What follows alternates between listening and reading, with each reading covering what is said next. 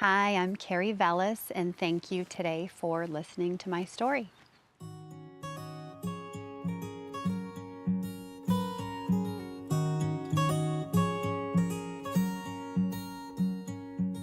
From a really early age, I loved working with kids. I went to school to be a preschool teacher, and when I turned 40, I thought, gosh, I really want to make my mark while I'm here. I really want to do something that's important. I want to give back in some way. That's when my husband and I decided to help children.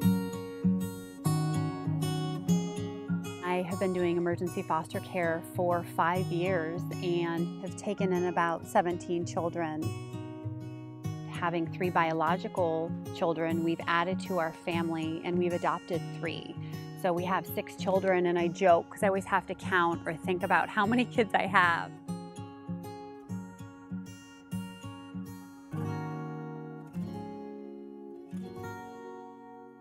These kids come from situations, all different situations. They could be living in a trailer, they could be homeless, they could be living under a bridge. Our first 2 children were severely abused. I wanted to find a book that I could help these children relate with, a bedtime story, and there was nothing at the bookstore. From that point, I came home and I told my husband, there are no books. I want to write a book. And we went online and researched how it all went and what you do, and I wrote my first book, which is called Sometimes. Sometimes is a story about a child who's removed from their home and lives in a new home, how they might feel, what they might be going through. The new home might have a mom and a dad, 2 moms, 2 dads, a grandma. It talks about the child feeling safe. It's a very open-ended book, so any child who's been removed from their home can definitely relate to it and make the child feel secure and make them feel everything's going to be okay.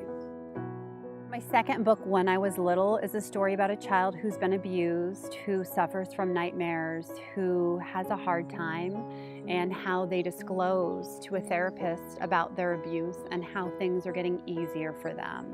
Any therapist, any agencies working with children, any law enforcement, to have When I Was Little sitting out there, you're helping that child work through their trauma. You're giving them a gift of helping them normalize it a little bit. I understand what these kids have gone through or what they're going through because we experience it firsthand. And then my illustrator, who was in foster care, we know what we're writing about, we know what we're talking about, and it's helping these children. I get messages on Instagram, I get emails from foster parents saying, thank you. My foster kiddos love it. They read it to each other, and they cannot believe that there's a story written about their circumstance. You don't realize that your kid's classmate might be in foster care. And some kids don't understand it. It doesn't mean their parents don't love them. It doesn't mean that they're bad kids. I want these kids who are in foster care to not feel any different than any child. And children who've been abused, I don't want them to feel shame. These books help these children realize situations happen and it's not their fault. We love doing foster care. We love giving back.